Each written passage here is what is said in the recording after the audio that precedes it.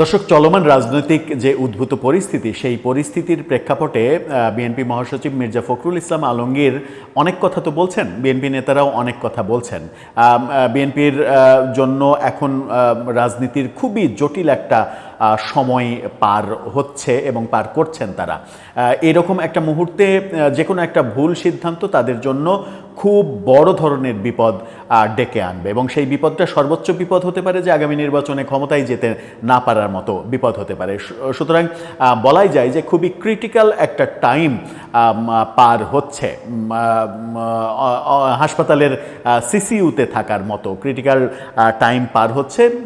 সেই অবস্থায় যদি রিকভারি করে বের হয়ে স্বাভাবিকভাবে আসা যায় তাহলে তাদের জন্য মঙ্গল। আর যদি একটা ভুল হয়, একটা ভুল মেডিসিন পড়ে, তাহলে সিসিইউ থেকে আইসিইউতে লাইফ সাপোর্টে চলে যাওয়ার ব্যাপারটা ঘটতে পারে। সেরকম মুহূর্তে তারা অনেক কথা বলছেন, অনেকে অনেক কথা বলছেন এবং এই মুহূর্তে সরকারকে সব থেকে বেশি দোষারোপ করছেন মির্জা ফখরুল।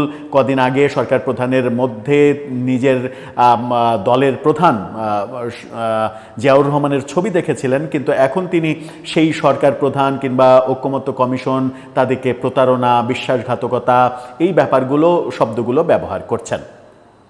মজার ব্যাপার হচ্ছে মির্জা ফখরুল ইসলাম আলমগীর গতকালকে একটি অনুষ্ঠানে নতুন যে মন্তব্য করেছেন এবং সেই মন্তব্যটা স্বাধীনতা বিরোধী পক্ষ নিয়ে মন্তব্য করেছেন। আমার কাছে খুব মজা লেগেছে মির্জা ফখরুল ইসলামের এই কথাটাকে কেন্দ্র করে। মজাটা এই কারণেই লেগেছে যে মির্জা ফখরুল যখন এই কথাটা বলছেন তখন কি তিনি সত্যিই ভেবে দেখছেন যে তিনি যে মন্তব্যটা করছেন সেই মন্তব্যের পক্ষে তিনি নিজেই শতভাগ অবস্থান করেন কিনা, কিংবা তার মন্তব্যটাকে স্বাধীনতা বিরোধীর ব্যাপারে তার যে এই মন্তব্যটা, যে মন্তব্য নিয়ে আলোচনা করতে চাইছি, সেই মন্তব্যটা তিনি শতভাগ ওন করেন কিনা।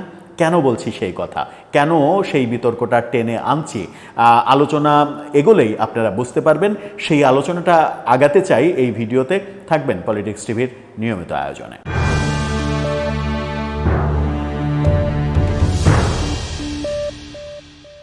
দর্শক, বলছিলাম বিএনপি মহাসচিব মির্জা ফখরুল ইসলাম আলমগীরের কথা। তার কাঁধে অনেক দায়িত্ব এখন, কারণ বিএনপির মতো এত বড় দল এখন রাজনীতিতে বেশ একটা ট্রানজিশন, একটা পিরিয়ডের মধ্যে পড়ে গেছেন। সরকার এমন একটা সিদ্ধান্তের দিকে যাচ্ছে যখন বিএনপি যদি তার অবস্থান শক্ত করতে না পারে তাহলে যে কোনো ধরনের বিএনপির জন্য খারাপ ব্যাপার হতে পারে। সেরকম একটা মুহূর্তে অনেক কথাই তাকে বলতে হচ্ছে।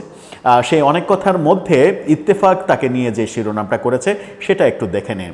তিনি বলেছেন, যারা মুক্তিযুদ্ধের বিরোধিতা করেছেন দয়া করে নির্বাচনের বিরোধিতা করবেন না। খুবই সুন্দর কথা। তিনি বলছেন যে যারা মুক্তিযুদ্ধের বিরোধিতা করেছেন, অর্থাৎ যারা মহান ৭১-এর রাজাকার আলবদর আল শামস ছিলেন, যারা বাংলাদেশটাকে চাননি, যারা পাকিস্তান চেয়েছেন, তারা নির্বাচনের বিরোধিতা করবেন না। আপনারা তো মুক্তিযুদ্ধের বিরোধিতা করেছেন, আপনারা নির্বাচনের বিরোধিতাটা করবেন না, এই কথাটা তিনি বলেছেন। তিনি যখন এই কথাটা বলেছেন তখন তুলনামূলক একটু চিত্রে যাব। তার আগে তিনি কি বলেছেন একটু পুরোটা পড়ে নি, পুরোটা জেনে নি, তারপরে একটু তুলনামূলক চিত্রে যাব। তাতে করে বিনয়ের সঙ্গে তাকে একটা প্রশ্ন করতে চাই আমরা। তিনি বলছেন, একটি মহল আসন্ন ত্রয়োদশ জাতীয় সংসদ নির্বাচনকে বিলম্বিত করার জন্য উঠে পড়ে লেগেছে। বলছেন যে যারা ৭১-এ মহান মুক্তিযুদ্ধের বিরোধিতা করেছিলেন তারাই এখন অবাধ ও সুষ্ঠু নির্বাচনের বিরোধিতা করছেন। তিনি বলেছেন যে দয়া করে জনগণকে আর বিভ্রান্ত করবেন না। ৭১-এ আপনারা মুক্তিযুদ্ধের বিরোধিতা করেছিলেন, এখন দয়া করে জনগণের নির্বাচনের বিরোধিতা করবেন না। এই দেশের মানুষ কখনো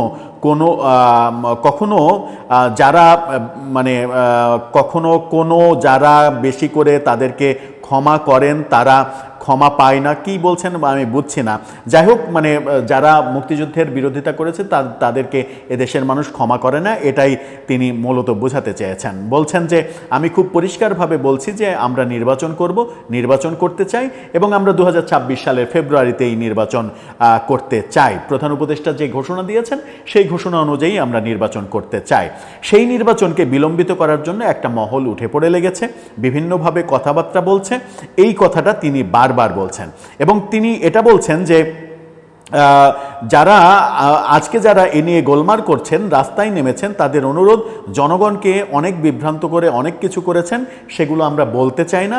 একসময় এই দেশের সব মানুষের চাহিদা ছিল পাকিস্তান স্বাধীন হোক, অর্থাৎ তিনি 47-এর কথা বলেছেন, যে 47-এ দেশভাগের সময় আপনারা পাকিস্তানের পক্ষে ছিলেন না, আপনারা দেশটা যেন ভাগ না হয়, আপনারা ভারতের পক্ষে ছিলেন।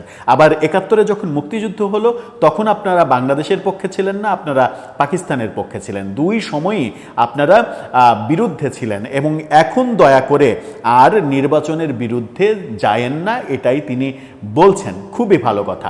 মির্জা ফখরুল যদি মনে করেন যে ওই বিশেষ গোষ্ঠী মুক্তিযুদ্ধের বিরোধিতা করেছিল এবং মুক্তিযুদ্ধে মানবতা বিরোধী অপরাধের সঙ্গে তারা জড়িত ছিল, অনেকেই, এখনকার প্রজন্ম তো আর জড়িত নেই, তিনি যদি মনে করেন যে মানে ওই গোষ্ঠী না, মানে যারাই হোক, মুক্তিযুদ্ধে একটা বিরোধী শক্তি তো ছিল, মুক্তিযুদ্ধে তো রাজাকার, আলবদর, আল শামস তারা ছিল, মুক্তিযুদ্ধে পাকিস্তানি সেনাবাহিনীদের বাংলাদেশি মুক্তিযোদ্ধাদের বাড়ি চিনিয়ে চিনিয়ে দিয়েছে তারা, এবং মা বোনদের ধরে ধরে তাদেরকে গনিমতের মাল হিসেবে দিয়েছে, এই কাজগুলো তো হয়েছে।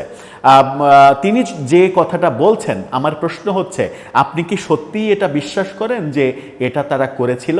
যদি বিশ্বাস করে থাকেন তাহলে এই শিরোনামটা দেখুন। কদিন আগে আপনি যে মন্তব্যটা করলেন, যে মন্তব্যটা প্রচণ্ড সমালোচনার জন্ম দিয়েছে, আপনি একটি পত্রিকার অনুষ্ঠানে গিয়ে বললেন কি যে মানে শেখ হাসিনা মিথ্যা মামলায় এদেশের আলেম ওলামাদের ফাঁসির দড়িতে ঝুলিয়েছে।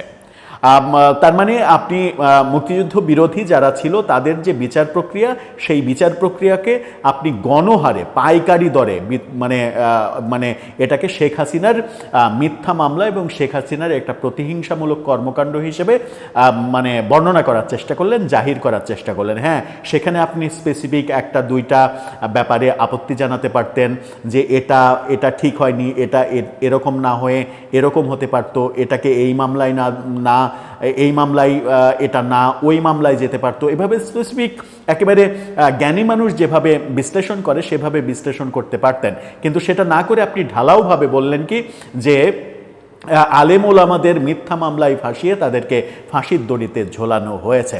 তাহলে আপনার এই তো কদিন আগে, এক সপ্তাহ হয়নি, কদিন আগে আপনার যে অবস্থান মুক্তিযুদ্ধের ব্যাপারে, আপনার যে অবস্থান না, আপনার যে বক্তব্য, আর আজকে যে বক্তব্য দিচ্ছেন নিজের রাজনীতির জন্য, নিজের রাজনৈতিক দল যখন সংকটের মধ্যে পড়েছে তখন যে বক্তব্য দিচ্ছেন, এই দুইটা বক্তব্য মিলছে না। তখনই প্রশ্ন আসে যে আপনি বক্তব্য দেওয়ার সময় সচেতন থাকছেন কিনা সব সময়, সেটা একটা বড় প্রশ্ন। মাহবুব কামাল, বরেণ্য সাংবাদিক, বাংলাদেশের দৈনিক যুগান্তরের এই মুহূর্তে সিনিয়র সাংবাদিক এবং বীর মুক্তিযোদ্ধা, তিনি মানে সেই কথাটা আরেকটা ভিডিওতে বলেছি, তিনি মানে তার ফেসবুকে এটা লিখেছেন যে গাফফার চৌধুরী বলেছিলেন যে শেখ হাসিনার আদতে কোনো শত্রু নেই, শেখ হাসিনার প্রধান শত্রু হচ্ছে তার মুখ, তার মুখকে যদি তিনি নিয়ন্ত্রণ করতে পারেন তাহলে শেখ হাসিনার শত্রু সংখ্যা প্রায় শূন্যের কোঠায় নিয়ে আসা সম্ভব।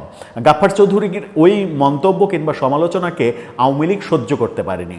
আওয়ামী লীগ সহ্য করতে পারেনি বলে গাফফার চৌধুরী আওয়ামী লীগের শত্রু হয়ে গেছে। কারণ গাফফার চৌধুরী আওয়ামী লীগের নেত্রীর সমালোচনা করেছেন। নেত্রীর সমালোচনা তো করা যাবে না, নেত্রী যত বড় ভুলই করুক।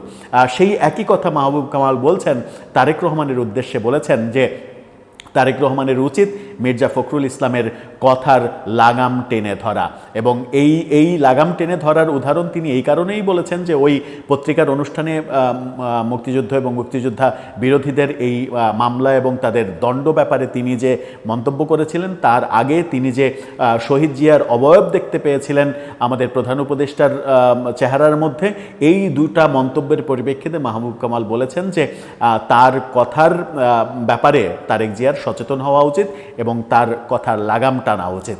আমি অত কঠিন ভাষায় বলতে চাই না, কারণ আমার ব্যক্তিগতভাবে যথেষ্ট শ্রদ্ধা রয়েছে বিএনপির অন্তত এই ব্যক্তিটির উপরে। তিনি নিজে শিক্ষক মানুষ, প্রফেসর মানুষ, জ্ঞানী মানুষ, তিনি শিল্প, সাহিত্য, কবিতা সব কিছু পছন্দ করেন এবং তিনি একজন মানে আমি বিশ্বাস করি তিনি একজন প্রগতিশীল মানুষ। তিনি হয়তো এই বয়সের এই পর্যায়ে এসে একটু খেই হারিয়ে ফেলেছেন। কথা বলার সময় হয়তো ভাবছেন না যে গতকালকে আমি যে কথাটা বলেছি আর আজকে যে কথাটা বলছি সেই দুটো কথার মধ্যে কোনো ফারাক হচ্ছে কিনা, কিংবা আমি আমার দলের মানে প্রতিষ্ঠাতা তার সম্পর্কে যে মন্তব্য করছি সেই মন্তব্যটা সঠিক হচ্ছে কিনা, কিংবা সেই মন্তব্যটা আমার দলের পক্ষে যাচ্ছে নাকি বিপক্ষে যাচ্ছে, ব্যাপারগুলো হয়তো আর তীক্ষ্ণভাবে তিনি বুঝে উঠতে পারছেন না।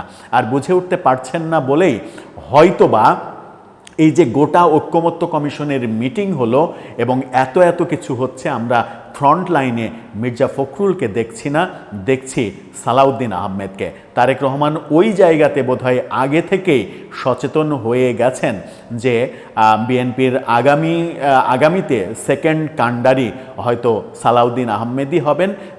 তিনি খুব একটা অসংলগ্ন কথা বলেন বলে এখন পর্যন্ত মনে হয়নি। দু একটা ক্ষেত্রে ব্যতিক্রম হয়তো হয়েছে, সেটা মনে হয়নি। আবার এই আলোচনায় অনেকে মনে করতে পারেন যে সালাউদ্দিন আহমেদের ব্যাপারে আমি বলছি যে সালাউদ্দিন আহমেদ পরবর্তী সেকেন্ড লিডিংয়ে যাক, সেটা কোনো উদ্দেশ্য নয়। আমার উদ্দেশ্য হচ্ছে রাজনীতিবিদরা যখন কথা বলবেন এবং বিশেষ করে এর আগে যতই পতিত শক্তি হোক, আওয়ামী লীগ একটা বড় দল, আওয়ামী লীগের নেতানেত্রীরা যেরকম অসংলগ্ন কথা বলেছেন, বিএনপি আর একটা বড় দল এবং বাংলাদেশের দুইটা বড় দলই তো এই দুইটা, তাছাড়া যে দলগুলো আছে সেগুলো তো এর ধারে কাছেও কেউ নেই। এই দুইটা দলের নেতানেত্রীরা যখন কথায় অসংলগ্নতা আমরা দেখি তখন আমরা হতাশ হই এই কারণেই যে আওয়ামী লীগের সাধারণ সম্পাদক ওবায়দুল কাদেরকে আমরা বলতে শুনেছিলাম, পালাবো না, কোথায় পালাবো, প্রয়োজনে মির্জা ফখরুলের বাসায় গিয়ে উঠবো পঞ্চগড়ে। পালালেন তো, চলে গেলেন তো। সুতরাং এই যে কথা মানুষকে অনেক বেশি ক্ষতি করে। ওবায়দুল কাদেরের ওই কথা যেমন এখন ট্রলের সর্বোচ্চ পর্যায়ে চলে গেছে, মির্জা ফখরুলের এই ব্যাপারগুলো আমার মনে হয় যে সমালোচিত হবে এবং সেই ব্যাপারে আরেকটু সাবধানী হলে ব্যাপারটা বিএনপির জন্য একটু ভালো হয়। যে আমি গতকালকে যেটা বলছি এবং আজকে যেটা বলছি সেই দুইটা বিষয়ের ওপরে বড় ধরনের একটা স্ববিরোধিতা তৈরি হচ্ছে কিনা। দর্শক, আপনার ভাবনা জানিয়ে লিখতে পারেন আমাদের কমেন্ট বক্সে।